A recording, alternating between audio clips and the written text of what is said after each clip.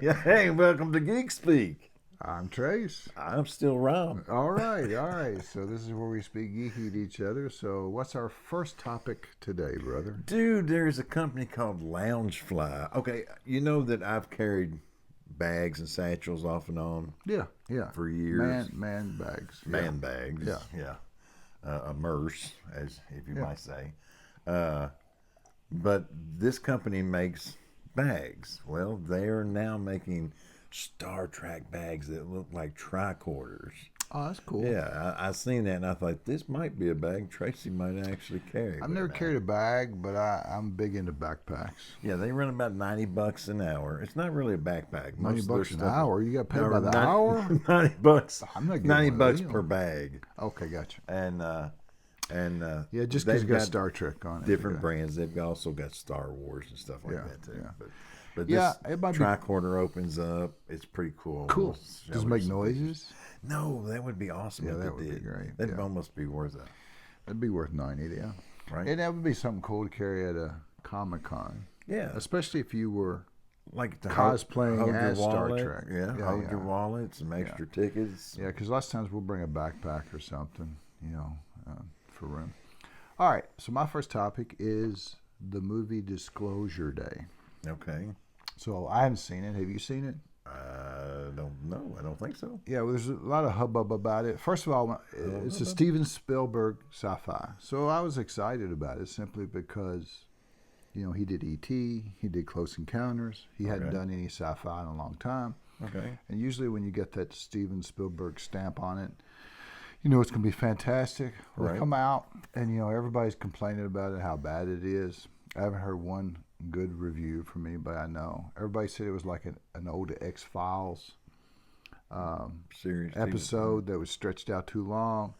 They said, it was all this car chases and psychic stuff, and then you had like 5 minutes of aliens at the end. They said it was like the movie's called Disclosure Day, but it didn't have no disclosure. A lot of people was calling him a boomer now. That he's past his time. They're like, you need to take the keys away from Grandpa. He don't need to be driving anymore. And but they, how he revealed there was aliens was through network news, and a lot of young people are saying, nobody even watches network news or believes network news now. Everybody Right. gets their information off the social media. Right. And That's so reliable. so one of the things he did, and I don't know why people do this before a movie comes out. Steven Spielberg said, if you watch Disclosure Day and you're a Christian, you're going to question your faith. Now, why would you? And the funny thing is right after he did that, Babylon Bee, which is a funny site, come out with a little blurb, a little announcement. And they said audiences have seen Disclosure Day, and now they question Steven Spielberg's talent. But why do you ever do anything to alienate a portion of your audience? I mean, Bad publicity is just as good publicity. You're going to have every Christian running up there to see it, You think? so they could dog it. Sure. And you're going to have every atheist come to see it to see if their theories can be backed up as well. So it's just a game. I don't think it worked because its opening weekend did really bad, and the drop off after that was even worse. So, but anyway, what else you want to talk about, brother? So we're recording this on the 20th, and it is actually the anniversary of the release of Jaws. I know there's a lot of Jaws fans out there, which, it was a good movie. It was suspenseful. I like a lot of horror movies and stuff like that. But yeah, I never was a big Jaws fan though. Well, I remember when he came out, and I mean, we live in Kentucky, so we don't have any oceans. But I remember we would go skiing in the lakes, and I would say, and there was like pictures of like giant catfish that was caught in the lake, and you'd be out there skiing, and I'd be like, Robert, I thought I saw a whisker coming through the water.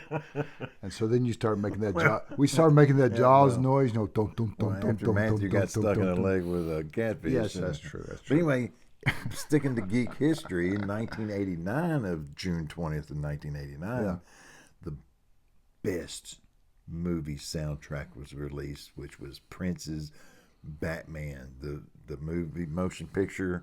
That was a good soundtrack. I wouldn't know if I call it the best one. Yeah, but I mean, yeah, it was good. Yeah, it was no, good. no. It just makes you want to yell, "Shut the funk up!" So you're the DC guy. I'm the Marvel guy. But have you bought any of those little DC compact books they're coming out with? You know what I'm talking about? They're about yay big. They're DC compacts, and what it is like they're like graphic novels trade paperbacks, but they're really popular. And it's just one more thing DC's done and done right. A lot of the young people are snatching them up. Is it like a manga size? Yes, it's manga size. Yeah, you've probably seen them, and I'm showing them a picture. But because it's manga size, and because young people are so into manga, they're grabbing those up and they're liking them. So DC's made quite a bit of money off those. The old stories, or just old stories. Oh, okay. Yeah, it's old stories. So you can't go wrong putting out something It's just a little different format than what they usually do. Right. So what else you want to talk about? Have you seen the Spider-Man Brave New Day trailer? Spider-Man Brave New Day? Yes. It's got the Punisher in it. Yeah, it got the Punisher in it. It's got Scorpion in it. Yeah, I like Scorpion. I don't even know who will be the main villain. I'm not sure. Yeah, see, because I think they're going to almost. It's not going to be Scorpion because he kicks his butt in the trailer. Right, so I'm thinking that he's almost fighting his inner demons. Could be. Yeah. That's what I'm thinking from what the trailer shows and everything. And, at least he gets back with MJ and all this other stuff. So because all his friends and his girlfriend's mind got wiped. And even you got to admit, even the worst Spider-Man movie was still not a bad Spider-Man movie. I've never really gone to see a Spider-Man movie and walked out disappointed. Yeah, it's interesting because I'm not. I'm a big Marvel fan. I've just got a handful of Silver Age Spider-Man. I'm not a huge Spider-Man fan, but I will admit the Spider-Man movies. Yeah, they've been all right. Are done well. Yeah, they're done well. And I'll go see this. Will you go see it? Probably. Yeah. So they announced one of the first cast members for a new Lord of the Rings movie they're making called Lord of the Rings Hunt for Gollum. Right. And it's Anna Joy Taylor, and you probably know her. She played Furioso in the new. Oh yeah. And I love Mad Max, but I didn't like that Furioso movie, but I liked her. She's a good actress. She's cute. She's cute, but anyway, and she looks elf-like anyway, and she's playing an elf, so I think that'd be good. Okay. But Ian McKellen, he's coming back and to play Gandalf because I can't imagine anybody else playing Gandalf. And Elijah Wood's coming back to play Frodo. I don't know I guess they'll have to do some type of de-aging on Frodo anyway. Not too much. Not near as bad. I don't know. Maybe not. But I mean, this is supposed to be like pre. Yes. It happened before the Lord of the Rings movie. So they'll even have to probably de-age Gandalf a little bit. Nah, Ian McKellen looked old in the first one. He looked old in this one, so it's not that big of a deal.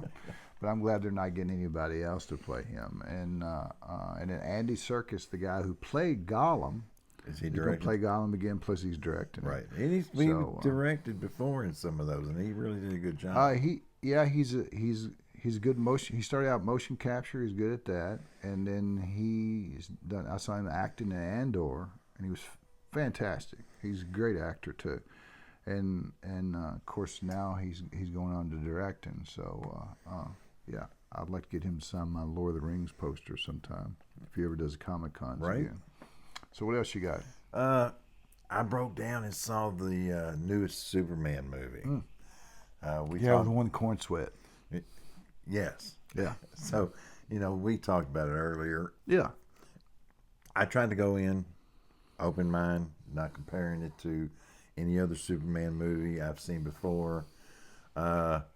I was okay with Superman as the main character, but it seemed like all the other cast was totally portrayed outside of what they had been and what they should have been. In my opinion, Hawk Girl should have been a warrior.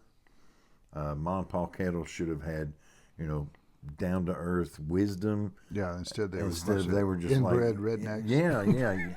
Clark, you gotta see what's on the box. I mean, I'm from Kentucky, and nobody calls the television a box. Yeah. And it's just made Supergirl there at the very last, kind of an a-hole. Yeah. And it was just, and Crypto was just like all over the place and not like a super companion and not even his dog. It was just like everything that was and made Superman up to be what Superman is. And if y'all have seen this, spoilers, but No, dude, when they made his parents do this video of where, well, we've actually sent you to Earth, not to save you because we love you, but because we want you to rule over the planet. It was just like, well, it's James Gunn's type of writing. It worked for Guardians of the Galaxy. It works for Peacemaker.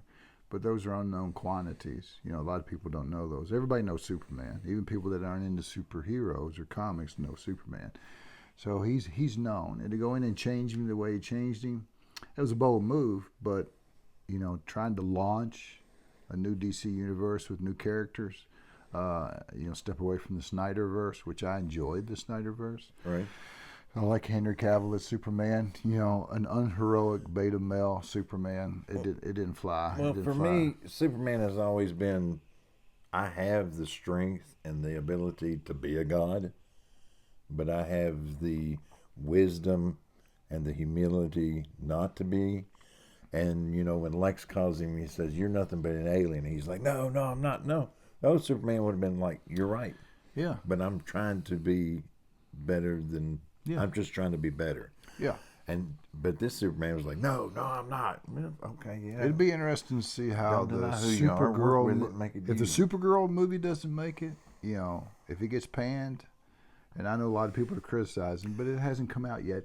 If it gets panned, then that's 2 strikes for James Gunn. But this is a Superman for a new generation, and they're going to rewrite it and make it into whatever they think the social norms are. And that's fine if you want to do that, as long as it's successful. If you write something for a new generation, or you write something for a group of people that don't buy tickets. Was this Superman not successful, though? It was no. Sure? No. Okay. No. Once you take in how much it cost and how much marketing was, no, they really, really missed the mark.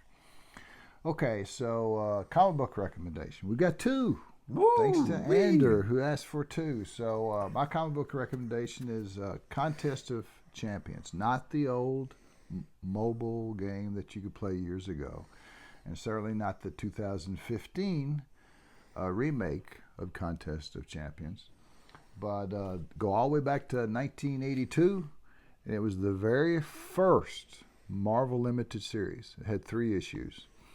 All the way back to 1982, and it had whatever little geek wants, and that's their superheroes fighting each other.